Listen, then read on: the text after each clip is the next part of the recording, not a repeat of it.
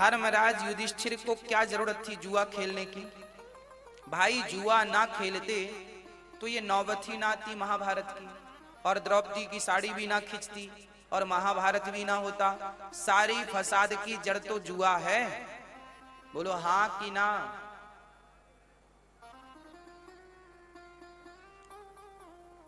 आपको पता है शकुनी के पिता, ये जो धृतराष्ट्र की पत्नी माता गांधारी है ना, ये शकुनी की कौन है? बोलो बोलो मेरी माँ, सगी बहन है। शकुनी की सगी बहन कौन? गांधारी। जब गांधारी को पितामह भीष्म ये कहने गए कि तुम हमारे धृतराष्ट्र से विवाह करो, तो शकुनी और शकुनी के पिता दोनों ने विरोध किया कि तुम्हारा वो धृतराष्ट्र तो अंधा है और मेरी बेटी अंधी नहीं है, मैं अपनी बेटी की जिंदगी खराब नहीं करूंगा। अब कोई बाप थोड़ी चाहेगा कि मेरी बेटी अंधे के साथ शादी करे, कहीं चाहेगा? अरे सामान्य पिता भी नहीं चाहता ना, भले वो कितना भी धनवान क्यों ना हो, पर कोई बाप अपनी बेटी का विवाह अंधे के साथ तो नहीं करना चाहता। पितामह भीष्म ने जबरदस्ती की, कहा चलो गांधारी, नहीं तो हम बल से ले जाएंगे। और शकुनी अंदर अंदर जल रहा है, शकुनी के पिता अंदर अंदर जल रहे हैं, ये तो जबरदस्ती मेरी बेटी के साथ गलत हो रहा है। लेकर आ गए। देखिएगा आज एक बात और निकल के आएगी नई, जो आपने कभी नहीं सुनी होगी। शादी विवाह सबकी राजी मर्जी से होना चाहिए। यदि घर परिवार में सबकी राजी मर्जी नहीं है तो आज ना सही कल वो नाराजगी सत्यानाश करेगी, सर्वनाश करेगी। गांधारी तो मान गई कि चलो मेरा पति अंधा है, मैं भी पट्टी बांध कर रहूंगी। एक बार में गांधारी ने कह दिया मैं विवाह कर लूंगी धृतराष्ट्र जी से, और इनका विवाह हुआ। पर शकुनी जलता रहा और शकुनी के पिता जलते रहे। गांधार नरेश शकुनी के पिता जलते रहे अंदर अंदर। और शकुनी के पिता जब मरे तो मरते समय पता है उन्होंने क्या कहा? बेटा शकुनी, मेरी मौत तब सफल होगी जब तू हस्तिनापुर का सर्वनाश कर देगा, क्योंकि मेरी बेटी के साथ गलत किया है। उन्होंने उठाकर जबरदस्ती, उनकी हमारी गांधारी की मर्जी तो थी पर हम सब की मर्जी नहीं थी, बाप और बेटे की मर्जी नहीं थी। तो शकुनी ने कहा ये कैसे संभव है? तब कहा था गांधार नरेश ने कि मैं मर रहा हूं, मुझे जलाना, मेरे शरीर में रीढ़ की हड्डियां, मेरी रीढ़ की हड्डियां कुछ बच जाएंगी, उनके पासे बनाना और उनसे तू जुआ खेलना। और याद रखना मैं तेरा बाप हूं, फैसला तेरे ही पक्ष में करता रहूंगा, हड्डियां बस मेरी होनी चाहिए। शकुनी के हाथ में जो पासे थे, शकुनी के हाथ में जो पासे थे महाभारत में, वो पासे उनके पिता की हड्डियों के थे, इसलिए निर्णय उनके पक्ष में आया। निर्णय उनके पक्ष में आया। जबकि हर युद्ध का नियम होता है कि यदि हर खेल का नियम होता है कि मैं आपके संग खेल खेलूंगा तो पासे भी मैं ही फेंकूंगा। पर खेल कौन रहा था? धर्मराज युधिष्ठिर और दुर्योधन। पर पासा कौन फेंक रहा था? मामा शकुनी। जबकि मामा शकुनी खेलते तो पासे वो फेंकते, पर वो तो खेल नहीं रहे थे। भाई युद्ध का तो यही नियम है ना, जो खेलेगा वही चाल चलेगा, पासा फेंकेगा। भाई मैं आपके संग कैरम खेलने बैठ जाऊं तो भाई मुझे चलना पड़ेगा ना चाल अपनी, कोई दूसरा चल दे तो फिर वो कोई अर्थ थोड़ी निकलेगा कि मेरा हिस्सा कोई दूसरा चले। युद्ध ये नियम होता है खेल का। पर देखना सबसे पहले उस सभा में, जिस सभा में गुरु द्रोणाचार्य थे, पितामह भीष्म थे, धृतराष्ट्र थे, स्वयं पांचों पांडव थे, उस सभा में सबसे पहले खेल का नियम ही समाप्त कर दिया गया। खेल का नियम है जो खेलेगा वही पासा फेंकेगा, पर यहां पर इस नियम का भी उल्लंघन हुआ। खेल रहा था दुर्योधन और दुर्योधन की तरफ से पासे फेंक रहे थे मामा शकुनी। पहला उल्लंघन ये। अब प्रश्न ये कहते हैं, प्रश्न ये खड़ा है कि आखिर दुर्योधन, आखिर धर्मराज युधिष्ठिर को क्या जरूरत पड़ी थी ये जुआ खेलने की? क्या धर्मराज युधिष्ठिर को ये ज्ञान नहीं था कि जुआ खेलना गलत है? क्या तुम इतना भी नहीं जानते धर्मराज युधिष्ठिर जी के जुआ खेलना गलत है? द्यूतम पानम स्त्रियः सोना लिखा है शास्त्रों में, जुआ में कलयुग का वास होता है। धर्मराज युधिष्ठिर जानते थे कि जुआ खेलना गलत है, तो प्रश्न खड़ा हुआ फिर क्यों खेला? तो याद रखना, इसका समाधान देता हूं। धर्मराज युधिष्ठिर ने जुआ नहीं खेला था। धर्मराज युधिष्ठिर जो थे, जब इनके पिता पांडु समाप्त हो गए, बहुत ध्यान से सुनना, ये कथा शायद आपने ना सुनी हो। जब धर्मराज युधिष्ठिर के पिता पांडु मर गए, तब पिता का साया पुत्रों के सिर से हट गया। तब पांचों पांडव ने धृतराष्ट्र को अपने पिता की जगह स्थापित कर लिया कि आज से हम आपको पिता मानेंगे। क्या मानेंगे? धृतराष्ट्र जी अपने युधिष्ठिर जी धृतराष्ट्र को ताऊ जी कम कहते थे, पिता के समान दर्जा देते थे। और धर्मराज युधिष्ठिर वही युधिष्ठिर हैं जो अपने पिता तुल्य ताऊ की कभी आज्ञा का उल्लंघन नहीं करते थे। महाभारत के पन्नों में स्पष्ट लिखा है कि दुर्योधन ने षड्यंत्र रचा कि चलो जुआ खेलते हैं, शकुनी के कहने पर। फिर इन लोगों ने प्लान बनाया कि चलो पिता को मनाते हैं। तो धृतराष्ट्र से कहा दुर्योधन ने, पांडवों को बुलाओ। उस समय पांडव लोग इंद्रप्रस्थ के राजा थे, इनको निकाल दिया था, हस्तिनापुर से निकाल दिया था और बंजर भूमि दे दी थी पांडवों को कि जाओ तुम वहां मरो। परंतु वो इंद्रप्रस्थ जो है, पांडवों की मेहनत के कारण वो बंजर भूमि भी उपजाऊ बन गई और वहां बढ़िया फसल होने लगी, लोग बसने लगे, सोना चांदी के तो ढेर लग गए। जब दुर्योधन ने देखा कि भाई, दुर्योधन ने देखा कि युधिष्ठिर के घर तो बहुत बड़ा धन है, तो उसको लगा कि इसका धन कैसे लिया जाए। बोले जुआ खेल कर लिया जाए। तो पिता के कान भरे धृतराष्ट्र के, सुनो, पांडवों को बुलाओ और जुआ का आमंत्रण दो। जुआ का क्या दो? आमंत्रण, निमंत्रण दो इनको। तब याद रखना, धृतराष्ट्र ने जुआ के लिए बहुत बड़ा पांडाल तैयार कराया। देखिए, जुआ के लिए धृतराष्ट्र ने बहुत बड़ा पांडाल तैयार कराया। लोग खड़े हो सके, बैठने की व्यवस्था थी, खड़े होने की व्यवस्था थी, बड़ा अद्भुत पांडाल बनाया। और वहां पर धृतराष्ट्र ने संदेशा भेजा, बेटा युधिष्ठिर, तुम्हारे ताऊजी तुम्हें याद कर रहे हैं, तुम आओ। पहले ये नहीं बताया कि जुआ खेलने आओ, पहले बुलाया, आओ। जब आए, प्रणाम किया, तो ताऊ जी ने कहा, अर्थात धृतराष्ट्र ने कहा, युधिष्ठिर, हमारी इच्छा है कि तुम दुर्योधन के साथ जरा जुआ खेल लो। देखो कैसा ताऊ रहा होगा जो अपने बच्चों को जुआ खिला रहा है। देखो जरा ताऊओं को, देखो जरा, ऐसे भी ताऊ हो सकते हैं, मैंने तो सोचा नहीं, सुना नहीं, यही ताऊ मिले हमें। ये अंदर बाहर दोनों से अंधे हैं। ये केवल बाहर की आंखें नहीं फूटी, अंदर की भी फूटी पड़ी। बेटा जुआ खेल लो। अब धर्मराज युधिष्ठिर धर्म संकट में पड़ गए कि मैं अपनी ताऊ की आज्ञा कैसे टालूं। जो आज तक बेटा अपने बाप की आज्ञा ना टाला हो, आज बाप गलत आज्ञा दे और बेटे को पता है कि आज्ञा गलत है, पर वो आज्ञा का उल्लंघन नहीं करना चाहते थे। धर्मराज युधिष्ठिर ने जानकर जुआ नहीं खेला, उन्होंने तो अपने ताऊ की आज्ञा का उल्लंघन नहीं किया, जो कि कभी उल्लंघन नहीं करते थे।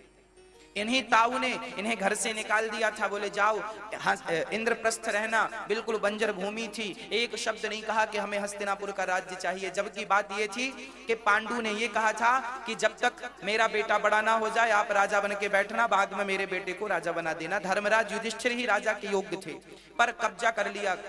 फिर भी युधिष्ठिर ने ये नहीं कहा कि आप गलत कर रहे हैं ताऊ जी, आप उतरो। चाहते तो दम दे करके धनुष बाण की गदा का प्रहार दिखा करके चाहते तो ले लेते, पर नहीं, धर्म तो धर्म है, नहीं लिया। ताऊ जी ने कहा जुआ खेलो, तो आज्ञा कैसे टालें? युधिष्ठिर जी बोले ठीक है। तो दुर्योधन बोला हमारी तरफ से पासे शकुनी मामा फेंकेंगे। युधिष्ठिर ने बोला ना ना, ये नियम तो गलत है। तो दुर्योधन ने कहा पिताजी से, देखो पिताजी ये तो मानता नहीं है। तो फिर ताऊ जी ने बोला बेटा धर्मराज युधिष्ठिर तुम बड़े हो, वो बच्चा है, जैसा कहता है कर लो। ठीक है ताऊ जी, फिर आज्ञा मान ली। अब देखो जरा, इसलिए कहते हैं ज्यादा मीठा भी नहीं होना चाहिए युधिष्ठिर जैसा। तुम्हारे ताऊ जी गलत हैं तो ताऊ जी भले हैं वो, पर गलत हैं, तो गलत आज्ञा का पालन ना करना। युधिष्ठिर जी ने आज ज्यादा सीधा, कहते हैं ना जो ज्यादा मीठा होता है वो अपना नाश कराता है। देखो तो मीठे गन्ने को कोल्हू में पेरा जाता है, ज्यादा मीठा होता है गन्ना तो कोल्हू में पिरता है। ज्यादा मीठा होना भी दुर्गति का कारण बनता है, जैसा कि धर्मराज युधिष्ठिर के साथ हो रहा है, अभी होगा मैं बताऊंगा। ये समाज में सबक हम सबके लिए है। जरा ध्यान, ये महाभारत की कथाएं सुनाने और सुनने के लिए नहीं है कि आपने सुन ली हमने सुना दी। ये कथाएं चरित्र में उतारने की हैं। गलतियां जहां आपसे हो रही हैं इनसे सबक लो, शिक्षा लो और अपनी गलतियों को इनके हिसाब से ठीक करो, ताकि आपका जीवन ऐसा ना हो जैसे इनका हुआ है। और सुनो क्या हुआ। बेटा शकुनी पासा फेंकेगा, मान लो, ठीक है ताऊ जी मान लेते हैं। धर्मराज युधिष्ठिर तो भोले हैं। अच्छा भीम भैया बोल रहे हैं, भैया क्या कर रहे हो। अब यहां युधिष्ठिर की बातें चारों मानते थे। अब जरा सुनिएगा, धर्मराज युधिष्ठिर की आज्ञा का उल्लंघन कभी ना तो भीम भैया ने किया, ना तो अर्जुन ने किया, ना तो नकुल सहदेव ने किया। ये चारों अपने बड़े भाई को भगवान मान के पूजते थे। अब देखो, युधिष्ठिर ताऊ की आज्ञा नहीं टाल सकते और ये चारों अपने भाई की आज्ञा, मतलब साइलेंट हो गया माहौल। अब देखो, अब जुआ चालू हुआ। जैसे ही जुआ चालू हुआ पासा फेंका गया, बोलो क्या लगाओगे। तो सबसे पहले धर्मराज युधिष्ठिर ने बढ़िया सा माला पहन रखा था, हीरे मोती का करोड़ों का माला था। मैं अपना हार दाव पे लगाता हूं। शकुनी ने वो पासे फेंके, ये लो कितने दाम चाहिए, बोले 6। शकुनी 6 फेंको, वो पासे पर फेंका, 6 आए, हार उतार कर दे दिया। दूसरी में क्या लगाते हो युधिष्ठिर, तो मैं अपना खजाना लगाता हूं इंद्रप्रस्थ का।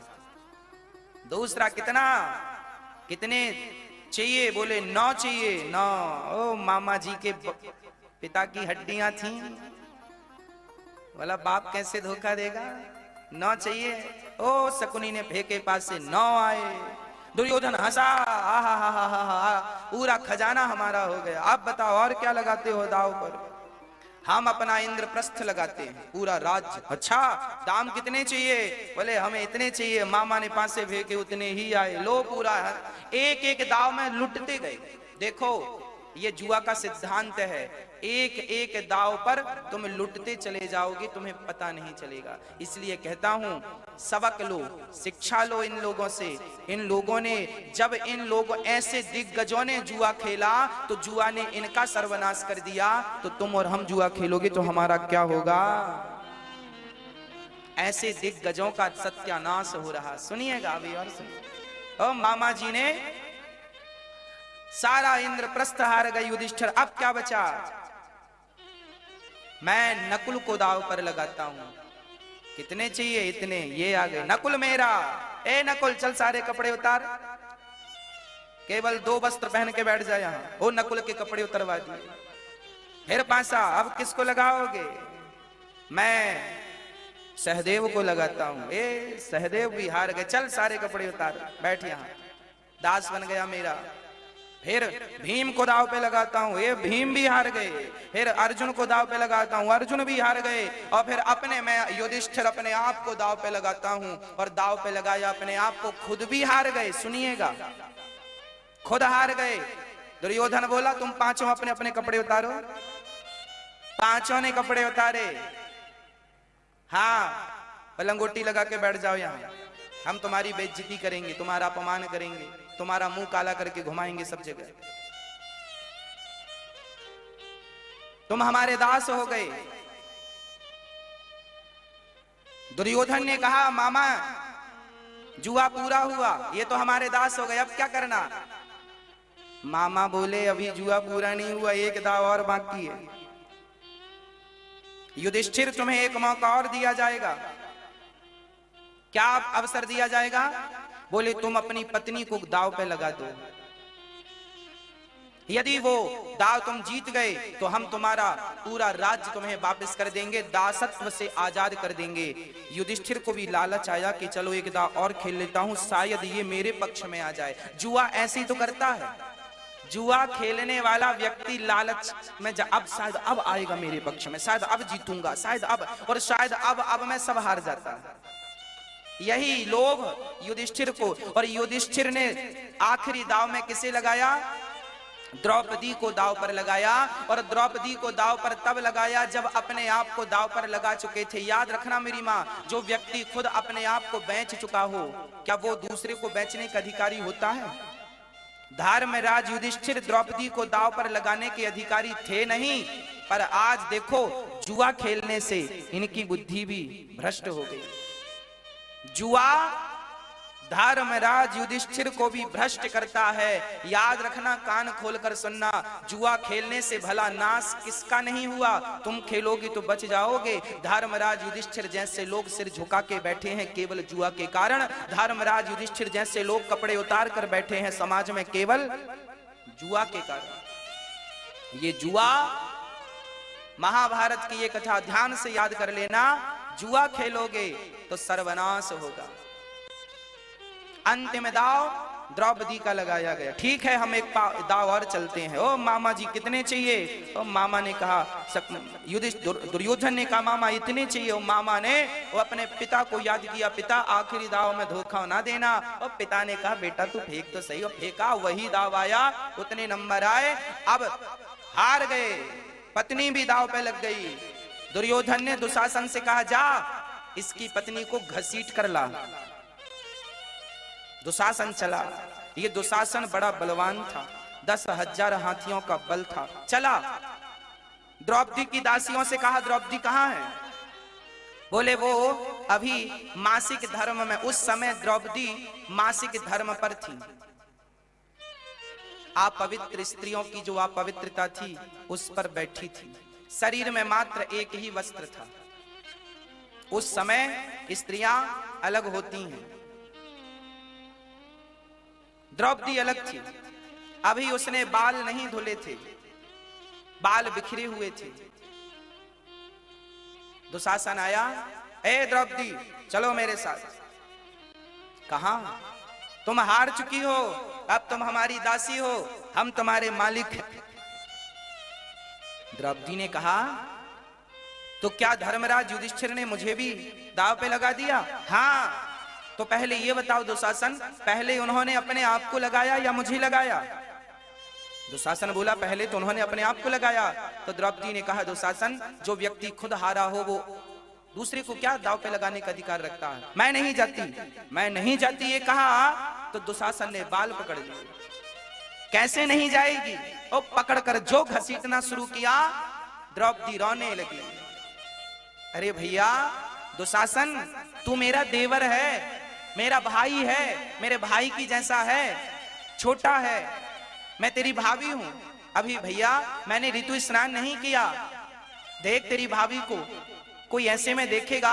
मैंने आज तक अपना मुंह अपने ससुरों को, अपने जेठों को नहीं दिखाया, समाज ने मेरा मुंह नहीं देखा। मैं ढक के रहती हूँ, अच्छे घर की बहुएं अपने आप को ढक के रखती हैं, कुल बधुएं अपना मुंह ढक के रखती हैं, आज तक किसी ने नहीं देखा। और देख मेरा शरीर एक कपड़े में लिपटा है, तू सबको मेरा मुंह दिखाएगा। मैं तुम्हारे कुल की तो नाक हूं, तुम्हारी ही तो मर्यादा हूं। दुशासन बोला ये बातें ना करो, चलो मेरे साथ। अरे मैंने अभी स्नान नहीं किया, आप पवित्र हूं मैं, मुझे कहां ले जा रहे हो? घसीट कर दुशासन लाया और भरी सभा में द्रौपदी को खड़ा कर दिया। चलो यहां तक तो ठीक था। एक नारी को देखो कितना, उस नारी को कितना कष्ट हुआ होगा जब बालों के बल पर उसे घसीटा गया होगा। कल्पना कीजिए, घसीट रहा है दुशासन और घसीट कर भरी सभा में स्थापित किया। सारे लोग हंसने लगे। कौन? 100 की 100, जिनमें की दुर्योधन, शकुनी और कर्ण इत्यादि थे, सब हंसने लगे। हार गए हम, हार गई है ये हमारी दासी है। दुर्योधन बोला आ यहां द्रौपदी, यहां तू मेरी जंघा पर बैठ जा, तू हार गई है, मेरी दासी बन गई है, अब तू यहां बैठ। तो कर्ण ने बोला ये कोई पत्नी थोड़ी है, इसके तो 5-5 पति हैं, तो वैश्या है, और 5 पति तो ऑलरेडी हैं, छठवा हो जाएगा तो क्या बिगड़ जाएगा? ये कर्ण ने बोला था। 5-5 पति हैं इसके। भारी सभा में लोग अपमान कर रहे हैं, अनादर कर रहे हैं। क्या क्या ना कहा जमाने ने, क्या क्या ना सुनाया। द्रौपदी को, यहां तक सब ठीक था, अपमान सब प्रकार का जो किया।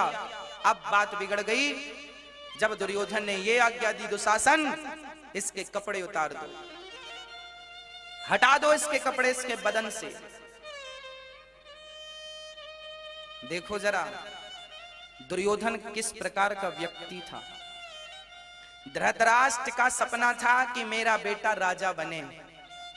सुनिएगा, विचार करो कि दुर्योधन यदि राजा बन जाता तो जब ये अपनी भाभी को नहीं छोड़ा तो ये समाज में भला और किन नारियों को छोड़ता। ऐसे लोग समाज में जब ऊंचे पद पर राजा बनकर बैठते हैं तो समाज के साथ अत्याचार करते हैं, सम्मान नहीं करते ये स्त्रियों का। ये दुर्योधन साक्षात कलयुग का अवतार है। भरी सभा में अपमान कर रहा है, मेरी जंघा पर आकर बैठ जाओ, कपड़े उतार दो। दुशासन कपड़े खींचने लगा। तब भरी सभा में द्रौपदी ने अपने पति की ओर देखा। युधिष्ठिर, क्या आप अपनी पत्नी को यूं ही लुटने देंगे? जवाब दो, क्या अधिकार था आपको मुझे दांव पे लगाने का? और दांव पे लगाने के पहले एक बार मुझसे पूछ तो लिया होता। पत्नी केवल इसलिए होती है कि दांव पर लगा दो और उसकी साड़ी समाज के बीच में उतार दो, निर्वस्त्र खड़ा कर दो, केवल इसलिए मैं तुम्हारी पत्नी बनकर आई हूं क्या? हर जगह मेरे कपड़े उतरवाओगे इसलिए मैं तुम्हारी पत्नी हूं? धर्मराज युधिष्ठिर इस प्रश्न का कोई उत्तर ना दे सके। अरे अर्जुन, तुमने अपने भाई का विरोध क्यों नहीं किया कि चलो आप हार गए हैं, द्रौपदी को तो मत लगाओ? आप भी मूक बने बैठे रहे। पांचों को डांटा है द्रौपदी ने, सबको डांटा और अंत में अपेक्षा की कि चलो मेरे पतियों ने साथ नहीं दिया, आज मुसीबत में छोड़ दिया है पतियों ने, तो चलो कोई बात नहीं, मेरे पितामह भीष्म मेरा साथ देंगे। एक उम्मीद की किरण थी पितामह की तरफ देखकर। द्रौपदी ने पितामह को देखा। पितामह, आप तो हम सबसे बड़े हैं, आप तो समझदार हैं, क्या आपकी बहुएं ऐसी समाज में निर्वस्त्र होती रहेंगी क्या? क्या ये आपको शोभा देता है? पितामह, मना करो इसे दुशासन को, देखो मेरी साड़ी खींच रहा है। पितामह ने सिर झुका लिया। गलती यहां देखो पितामह की है। चलो इंसानियत के नाते तुम द्रौपदी के पास जाते और दुशासन के गाल पर 2 थप्पड़ जमाते। अरे मूर्ख, तुझे दिखता नहीं तेरी भाभी है, सगी भाभी है, कपड़े उतार रहा है, शर्म नहीं आती तुझे, लज्जा नहीं आती? 2 थप्पड़ गाल पर देना चाहिए ऐसी संतानों को, परंतु दंड नहीं दिया। याद रखना मेरी मां, जब आप अपने बच्चों को गलत काम में भी दंडित नहीं करते, उन्हें सबक नहीं देते, तो वो आपकी औलाद, आपकी संतान एक के बाद दूसरी, दूसरे के बाद तीसरी गलती करती गलती करने से गलती करने वाले का ही सत्यानाश होगा। अंत में इनका होगा, इसका परिणाम भी इन्हें मिलेगा। जो तुम कपड़े उतारने की बात कर रहे हो, उतार लो कपड़े, कर दो निर्वस्त्र किसी स्त्री को, देखना इसका परिणाम क्या होता है। परिणाम पर दृष्टि डालना। भक्तों, पितामह का सिर नीचे है। तब द्रौपदी ने गुरु की तरफ देखा। गुरु द्रोणाचार्य, आप तो भगवान तुल्य हैं, गुरु ब्रह्मा गुरु विष्णु, आप भगवान जैसे गुरु हैं, आप मेरी रक्षा कीजिए। गुरु द्रोणाचार्य ने सिर झुका लिया। देखो, मुसीबत पड़ती है तो ना गुरु काम आता है, ना पितामह काम आते हैं, ना पति युधिष्ठिर जैसे, अर्जुन जैसे काम आते हैं। तब द्रौपदी ने समझ लिया कि ये सब मरे हुए हैं, यहाँ ये मुर्दों की सभा है। ये सभा किसकी है? मुर्दों की सभा है ये, यहाँ कोई जिंदा नहीं है। अरे जिंदा होता तो कोई तो मेरी पुकार सुनता, अर्थात ये मुर्दों की सभा है। तो जब मुर्दों की सभा जान ली द्रौपदी ने, तब बुलाया, तब दोनों हाथ उठाकर द्रौपदी ने भगवान को पुकारा। भरी सभा में जब द्रौपदी ने अपने हाथ उठाए, गोविंद नहीं आए तो लाज मेरी नहीं तुम्हारी जाए। जब द्रौपदी ने हाथ उठाए कि मेरा आपके सिवा कोई नहीं है, तब द्रौपदी के लिए भगवान द्वारिका से दौड़े। द्वारिकाधीश तो हाथ बांधे खड़े ही थे कि मेरी बहन मुझे बुला ही नहीं रही। पहले पतियों में समय गवा दिया, फिर समय बचा तो पितामह में गवा दिया, फिर गुरु में गवाया। अरे बहना, पहले ही तुमने बुला लिया होता तो तुम्हारी ये स्थिति ना होती, ये हालत ना होती। और जब द्रौपदी ने बुलाया, उस समय द्वारिकाधीश भोजन करने बैठे थे। माता रुक्मणी भोजन परोस रही थी। भगवान देखते जा रहे हैं द्रौपदी को, और रुक्मणी कह रही है खाओ, भोजन ठंडा हो रहा है, खाओ। तो रोटी तोड़कर साग लगाई। तब तक तो द्रौपदी ने हाथ उठाए तो रोटी वहीं छोड़ी और दौड़ पड़े। रुक्मणी ने कहा है कहां जा रहे हो प्रभु? भगवान बोले ये बताने का समय नहीं है, कहां जा रहा हूं आकर बताऊंगा। दौड़ पड़े भगवान और साड़ी बनकर भगवान खींचते गए। साड़ी का ढेर लग गया। दुशासन बोला कि साड़ी बीच नारी है कि नारी बीच साड़ी है कि साड़ी ही की नारी है कि नारी ही की साड़ी है। और जब द्वारिकाधीश साड़ी बनकर खिंचे, तब द्रौपदी को भगवान का दर्शन हुआ और द्रौपदी ने प्रणाम मन से किया। वाह प्रभु, मुझे विश्वास था, मुझे इन मुर्दों पर विश्वास नहीं था, पर आप पर विश्वास था। मैंने व्यर्थ ही अपना समय इन मुर्दों में गवाया है, इन्हें बुलाकर गवाया है। साड़ी खिंचने लगी। दुशासन बोला मैं थक गया, साड़ी उतरती ही नहीं, इतना वस्त्र कहां से आ रहा है? तब द्रौपदी ने कहा मूर्ख, ना साड़ी बीच नारी है, ना नारी बीच साड़ी है, ना साड़ी ही की नारी है, ना नारी ही की साड़ी है। ये तो वृंदावन बिहारी है जो चीर बनकर खिंचा जा रहा है, खिंचा जा रहा है, खिंचा जा रहा है। ये मुर्दों की सभा है मेरी मां, मुर्दों की सभा। ये संसार में जो तुम्हें जिंदा दिख रहे हैं सब मुर्दे ही, एक कृष्ण के अतिरिक्त सब मुर्दे हैं। इसलिए उस परमात्मा को जैसे द्रौपदी के विपत्ति के समय में ना तो उसका परिवार काम आया, ना उसके अपने काम आए, यदि काम आया तो केवल कृष्ण काम आए। तो जब बाद में बुलाया द्रौपदी ने तो बाद में पश्चाताप हुआ कन्हैया। भगवान ने कहा क्यों, तुमने पहले क्यों नहीं बुलाया मुझे? तो क्षमा मांगा द्रौपदी ने, प्रभु क्षमा कर दो, गलती हो गई। आज के बाद मैं कान पकड़ती हूं कि मैं कभी दुनिया वालों को नहीं बुलाऊंगी, क्योंकि मुझे पता है कि ये तो आएंगे नहीं, आओगे तो आप ही तो फर्स्ट में आपको बुलाएं। द्रौपदी ने चौथे नंबर पे भगवान को रखा। पहले नंबर पे पतियों को, दूसरे नंबर पे पितामह को, तीसरे नंबर पे गुरु द्रोणाचार्य को और चौथे नंबर पे भगवान को। पहले दूसरे तीसरे वाले तो काम ना आ सके, चौथे नंबर मेरे कृष्ण काम आ गए, इसलिए भगवान को फर्स्ट नंबर पे रखा करो। जीवन में भगवान ना करे आपके जीवन में कोई संकट आए, पर आए तो पहला ऑप्शन कृष्ण होना चाहिए। पहली टेर भगवान को लगाओ, पहली पुकार भगवान की हो, भगवान को बुलाओ। और किसी बुलाओगे क्यों अपना समय वेस्ट कर रहे हो? संसार के लोगों को बुलाकर कोई नहीं आने वाला।